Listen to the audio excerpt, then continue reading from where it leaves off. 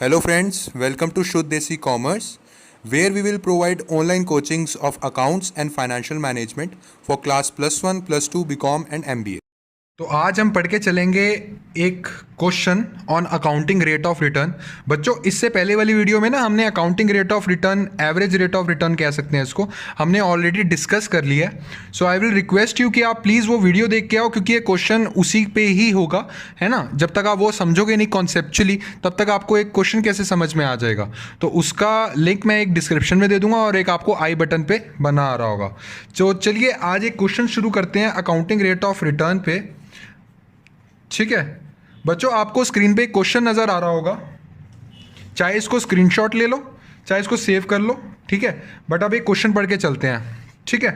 क्या कहता है question? A project having a life of 5 years will cost. First of all मैं आपको एक मिनट रुक जाओ। फर्स्ट ऑफ ऑल मैं आपको एक चीज़ बता दूं, ये प्रोजेक्ट वर्ड है ना, इससे डरना नहीं है बच्चों, सीधा सीधी बात है। प्रोजेक्ट का वर्ड ये मतलब होकर चलता है कि जिस पे आप इन्वेस्टमेंट डिसीजन कर रहे हो, कि कोई भी एसेट खरीद रहे हो, कोई भी एसेट मतलब कोई भी मशीनरी खरीद रहे हो, उसको हम प्रोजेक्ट बोल देते हैं, क्योंकि हम ये प्रोजेक्ट बना रहे हैं ना फ्यूचर फोरकास्टिंग के लिए, कि ये मशीनरी लेके ना ले, इसलिए हम उसको प्रोजेक्ट बोल देते हैं, ठीक है। तो घबराना नहीं है, ये इसका मतलब एसेट मशीनरी ही लेके चलो। ओके, तो फिर से पढ़ो question. A project having a life of 5 years will cost rupees 4 lakh. Okay, its stream of income before depreciation and taxes is expected to be rupees 1 lakh, 1,20,000, 1,60,000, 1,70,000 and 2 lakh during the life of the project. ठीक है। Depreciation is charged on straight line basis and the tax rate applicable to the firm is 40%.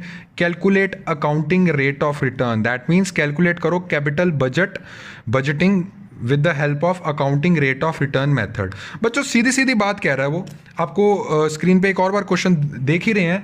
अब सीधी सीधी बात कह रहा है वो, कह रहा है जी 4 लाख का हमें ना मशीनरी लेनी है, मतलब 4 लाख की हमारी प्रोजेक्ट है, ठीक है, जिसकी 5 years की लाइफ है, ठीक है। और फिर बच्चों जैसे मैंने पिछली वीडियो में डिस्कस किया था कि आपको प्रॉफिट दिया होगा और हमें जितना हो सके प्रॉफिट के पास पहुंचने की कोशिश की है। तो बच्चों उसमें मैंने आपको रूल दिखाया था कि फर्स्ट ऑफ ऑल आपको डेप्रीसिएशन माइनस करना पड़ेगा, ठीक है। डेप्रीसिएशन हम निकाल सकते हैं, कोई प्रॉब्लम वाली बात नहीं है। फिर उसके बाद आपको उसमें से जो प्रॉफिट आएगा फिर टैक्स माइनस करना पड़ेगा, ठीक है, और कुछ भी नहीं है बच्चों। और उसके बाद आपने ARR का फॉर्मूला लगा देना है कि एवरेज प्रॉफिट्स, ठीक है, एवरेज प्रॉफिट्स अपॉन में एवरेज इन्वेस्टमेंट, ठीक है, इनटू में 100। ये मैं ऑलरेडी आपको एक्सप्लेन करके चल पड़ा हूँ। तो बच्चों इसमें फर्स्ट चीज़ आप मुझे बताओ, इसमें डेप्रिसिएशन बोला है उसने कि SLM मेथड से निकालो। और जिसने डेप्रिसिएशन अभी भी नहीं समझा तो मैं उसको ये रिक्वेस्ट करूंगा कि मेरी जो पिछली वीडियोज़ हैं डेप्रिसिएशन पे वो ज़रूर देख लो, ठीक है। उसमें मैंने सारा कॉन्सेप्चुअली एक एक मेथड डेप्रिसिएशन का समझा के चला हुआ है। तो जिसने पढ़ा हुआ है वो सीधा सीधा मुझे बताएगा कि डेप्रिसिएशन में हम कैसे कैलकुलेट करते हैं स्ट्रेट लाइन के बेसिस पे। Sir cost of an asset, इस पे से सर माइनस कर देते थे स्क्रैप वैल्यू, और इसमें एस्टिमेटेड लाइफ, ठीक है। So cost of an asset कितना दिया हुआ है? 4 लाख, ओके। और इसमें स्क्रैप वैल्यू सर 0 दे रखी है, और लाइफ कितनी दी है? 5, 1 2 3 4 5 अपॉन में 5, ये आ गया हमारे पास 80,000। तो इसका कंक्लूजन क्या बना बच्चों? 80,000 एज अ खर्चा प्रॉफिट से हर साल निकालो, ठीक है। तो हमें ये चीज़ तो क्लियर होगी। तो चलिए अब आते हैं हम क्वेश्चन पे। प्रॉफिट में से पहले डेप्रिसिएशन माइनस करेंगे, उसके बाद टैक्स माइनस करेंगे, एवरेज प्रॉफिट, एवरेज इन्वेस्टमेंट, खत्म क्वेश्चन हमारे पास, ठीक है। तो इसका निकालते हैं सोल्यूशन। वैसे सोल्यूशन मैंने पिछली पेज पे शुरू हो गया था, बट लिख देता हूँ, ठीक है। तो ये फर्स्ट ईयर हो गया, ये सेकेंड ईयर हो गया, ये थर्ड ईयर हो गया, ये फोर्थ ईयर हो गया, और ये फिफ्थ ईयर हो गया। सो प्रॉफिट मैंने आपको बताया था, अगर डेप्रिसिएशन साइलेंट है तो इसका मतलब प्रॉफिट माइनस हो रखा है ऑलरेडी। पिछली वीडियो में मैंने आपको बता दिया था अगर डेप्रिसिएशन नहीं है तो that means you have to minus it, है ना। सो प्रॉफिट कितने कितने दिए हुए हैं बच्चों इसमें फर्स्ट ईयर का दे रखा है 1 लाख, सेकेंड ईयर का दे रखा है 1,20,000, थर्ड ईयर का दे रखा है 1,60,000, फोर्थ ईयर का दे रखा है 1,70,000, ठीक है। और सर फिफ्थ ईयर का दे रखा है 2 लाख, ओके। तो सर एज पर रूल हमें डेप्रिसिएशन माइनस करना है ताकि ज़्यादा से ज़्यादा करीब पहुंच सके एक्चुअल प्रॉफिट्स के। डेप्रिसिएशन सर हमने कैलकुलेट कर लिया था कितना, डेप्रिसिएशन हमने कैलकुलेट कर लिया था 80,000 हर साल। ठीक है, तो कर दो, क्या दिक्कत है। तो यहाँ से भी 80,000, यहाँ से भी 80,000। तो बच्चों अब मुझे बताओ इसका कितना कितना आया। इसका आया 20,000, इसका आया 40,000, इसका आया 80,000, ठीक है, इसका आया 90,000 और इसका आया 1,20,000।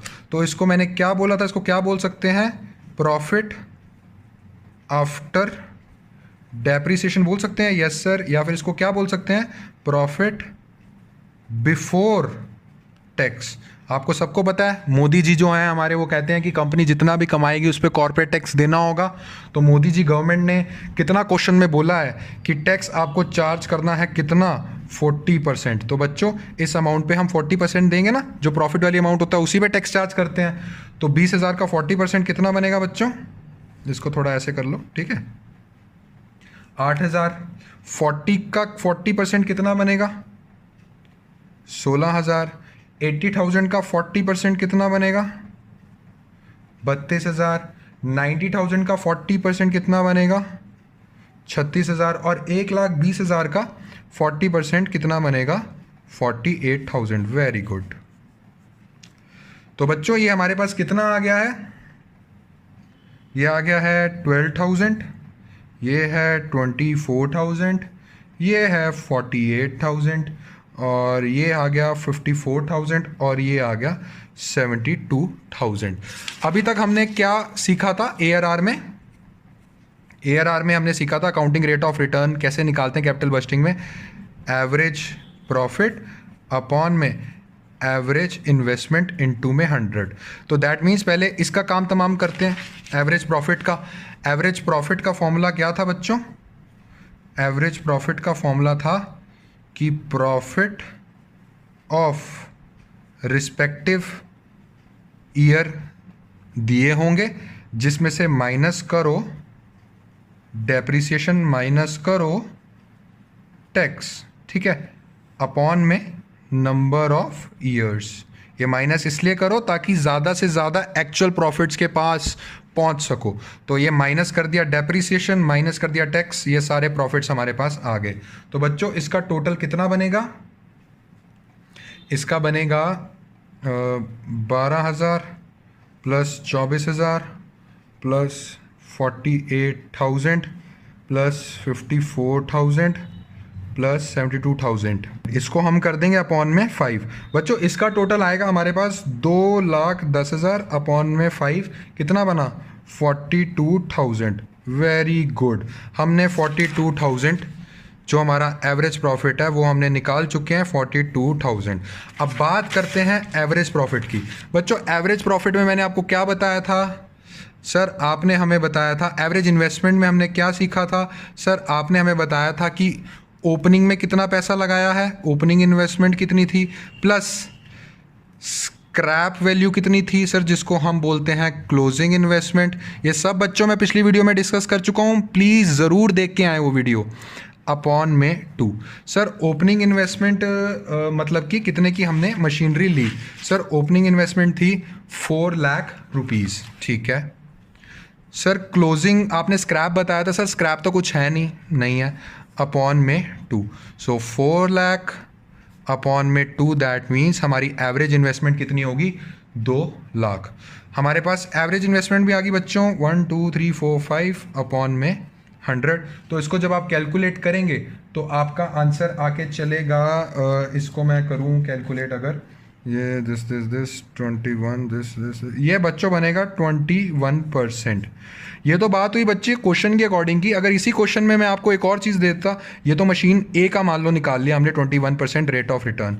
और क्वेश्चन नंबर इसी क्वेश्चन में मैं एक मशीन बी का भी सारा ये दे देता कि इसके एस्टिमेटेड प्रॉफिट इतने इतने इसके एस्टिमेटेड प्रॉफिट हैं, प्लीज़ निकालो। और अगर उसका आंसर होता 22%, सारे बच्चे मेरे को बताओ कि कौन सी कैपिटल बस्टिंग डिसीजन हम जो लेंगे वो कौन सी मशीन के लिए हम जाएंगे। सर हम मशीन बी के लिए जाएंगे। ठीक है, ये तो सिंपल मैंने वैसे एज एन एग्जाम्पल लिया, बट आपका क्वेश्चन यहीं ख़त्म है। अगले क्वेश्चंस में बच्चों जब आप सॉल्व करने जाओगे ना, तो उसमें मशीन ए मशीन बी बना होगा, आपको बोला होगा कि ARR के हिसाब से निकालो कितना कौन सी मशीन आप परचेज करके चलेंगे। तो जिसका रेट ऑफ रिटर्न ज़्यादा होगा आप वो चूज़ करके चलेंगे। जैसे इस क्वेश्चन में मान लो मैंने फॉर एन एग्जाम्पल 21% इसका था, मशीन बी का 22% आया सारा कैलकुलेट करके, तो आप मशीन बी के लिए जाएंगे ना। तो वैसे ही अगले क्वेश्चंस में ऐसे होगा।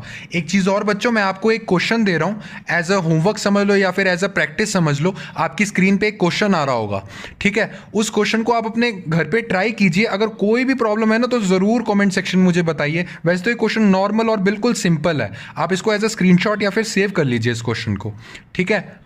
एंड बच्चों कमेंट ज़रूर कर दिया करो ताकि मुझे ये पता चलता रहे कि आप हर कॉन्सेप्ट प्रॉपरली समझ के चल रहे हो। एंड अगर ये वीडियो पसंद आए ना बच्चों तो ज़रूर थम्स अप दे दिया करो कमेंट सेक्शन में। And if there is any suggestion you want to give, वो भी आप कमेंट सेक्शन पे लिख दिया करिए, ठीक है। And guys do like share and subscribe ताकि ये वीडियो ज़्यादा से ज़्यादा बच्चों तक पहुँच सके। Thank you.